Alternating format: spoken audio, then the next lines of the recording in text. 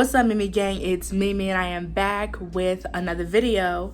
And today, y'all, I'm sure you guys read the title, and if you guys saw the pictures on the screen, I am just going to be sharing my thoughts on this whole trial, and you know his name. So if you guys want to share your thoughts, please leave them in the comments below and I will read them. And if you guys are interested in me sharing my thoughts on the whole trial, let's get into this video. So about this whole trial, I am really at a loss for words. But I think the word I'm just gonna go with is disgusted. Disgusted about what I've been reading on this trial. I would use a stronger word for it, but if I do use that word, YouTube may ban my channel. So I'm just gonna go with, disgusted. I'm pretty sure all of us are disgusted, disappointed.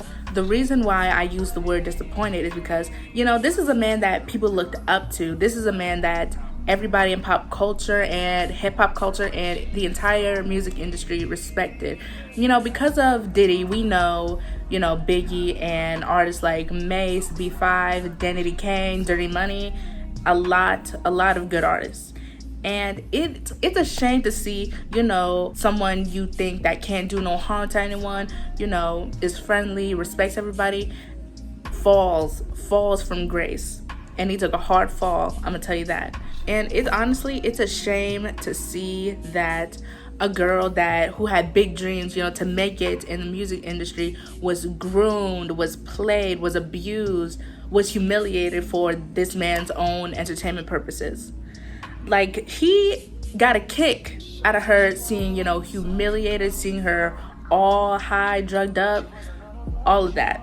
I read her 4-day testimony, and honestly, I was in shock. Like, what in the world? What in the world? Like, he really made her do all this stuff for his own amusement? And not only that, he didn't care to beat on her in front of a lot of people. Like, there was this one page where I read he once, punched or slapped her in front of a lot of people at a party, and nobody really did anything. Not only that, he threatened people, who witnessed him beating on her. Like, they could supposedly go missing if they told somebody or they intervened with her. Like that one girl from Dirty Money, Dawn Richard.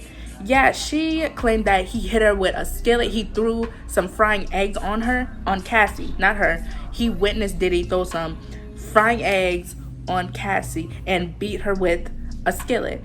And he said, oh, if you tell anybody or if you try to help her, you're gonna go missing. He blatantly said that to her with no problem. He didn't have a problem with threatening people, especially, the guys Cassie was dating, or he assumed Cassie was dating. So that's what's very, very triggering about this whole thing. I mean, we all know money is power. And not only that, he blackmailed her. He paid her to do freak offs, but he also blackmailed her if she, left him, if she stopped doing the freak offs.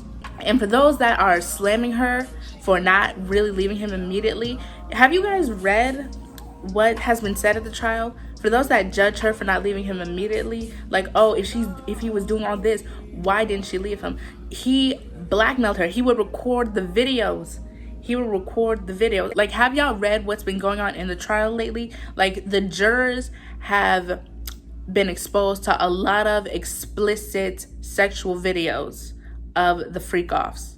So that is just like weird for y'all judging her for not leaving immediately. Like, you guys really need to be in other people's shoes. You guys have really got to be in other people's shoes to actually understand. Not only that, he would beat her only to assume that, oh, she was messing around with this person, she was messing around with that person. He would beat her for just assuming, like, not even asking, hey, were you messing around with so-and-so? Hey, were you messing around with so-and-so? Like, he wouldn't even ask questions. He would just like, if, like, you messing around with this dude, you wrestling. And with the Cuddy situation, this dude really lit another dude's car on fire because he was dating your ex-girlfriend, which you were treating badly. And not only that, you broke into his house, opened all his Christmas presents for some reason. What was the purpose of opening the Christmas present? I mean, rumor is that Diddy was there to kill him, but I don't know, he left.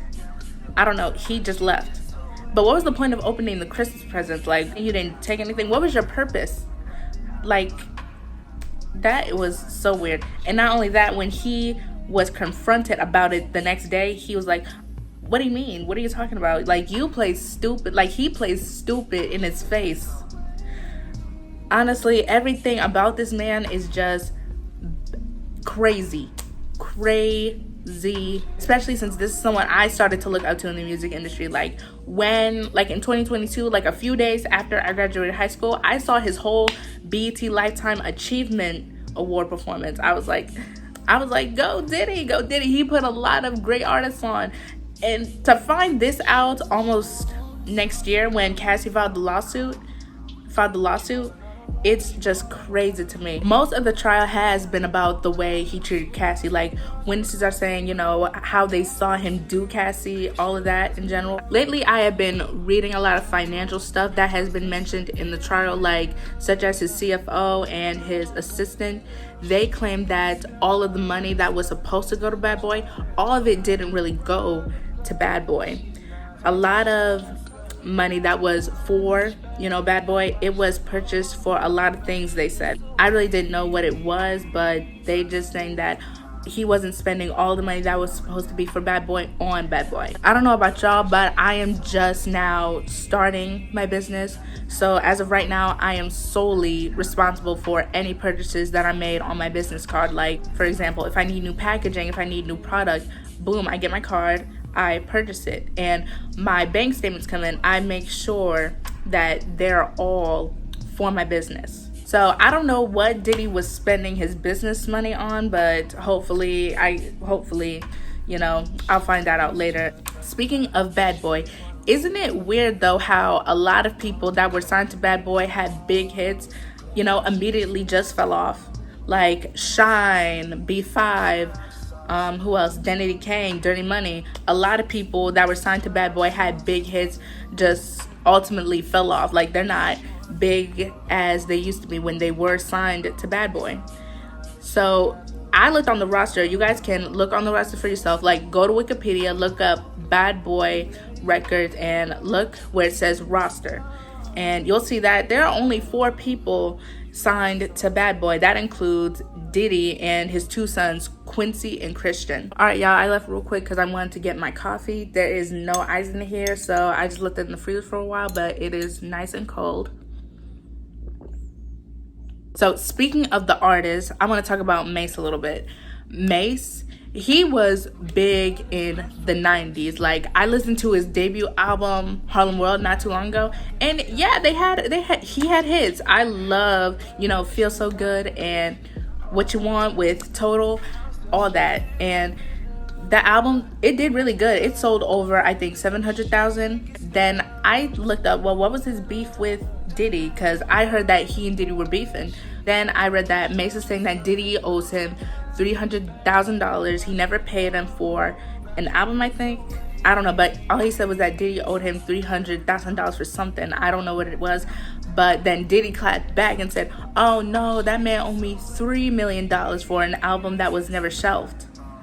So I was confused. I didn't really get into the whole thing. So I read more about it and I said, oh, okay, so Diddy does owe him $300,000 for an album that was never shelved.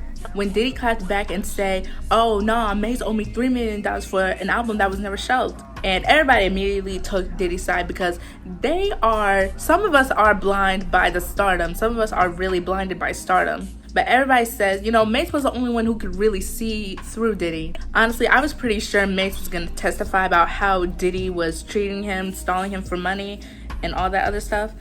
But the defense is not calling more witnesses. I think they said that yesterday. You know what? I think if Biggie was still alive, Diddy probably would have done him like he did Mase. And also about Shine. I have been watching this documentary on Hulu about Shine, this politician in Belize who's done great things for the people living in Belize. But people from back in the day may know him as Shine the rapper. The rapper that was involved in the shooting in 1999 in New York with Diddy, Jennifer Lopez, and one of Diddy's bodyguards. And he was sentenced to 10 years for the shooting. But now he's saying that Diddy set him up to be the fall guy. Meanwhile, Diddy got off scot-free. And when he got out, he got deported back to the police, and he was, I'm not gonna say lost, because when he got out of jail, he converted to Judaism, and he tried to pick his rapping career back up, but nothing was working. But then, boom, he found a passion in politics, and now he's the former leader of opposition in Belize, doing great things for the Belizean people and doing bigger and better things. And Diddy got his karma. So I applaud Shine. I do need to listen to The Bad Boys again. I only listened to it once. I really need to get a feel for it. Okay, y'all, so that's pretty much it for this video. Y'all, this trial has gone so fast, y'all. We are right now in the 7th week. Next week is going to be the last week of this trial. Hopefully we can get to the verdict that we all wish for. I hope you guys really like this video. Make sure you like, comment, and subscribe for more videos. If you haven't already, follow me on all my socials, business and personal, will also be in the link below. And like I said before, if you guys want to share your own thoughts about the whole Diddy trial, make sure you leave them in the comments below and I will read them. And see you in the next video. Love you, Mimi gang. Stay blessed.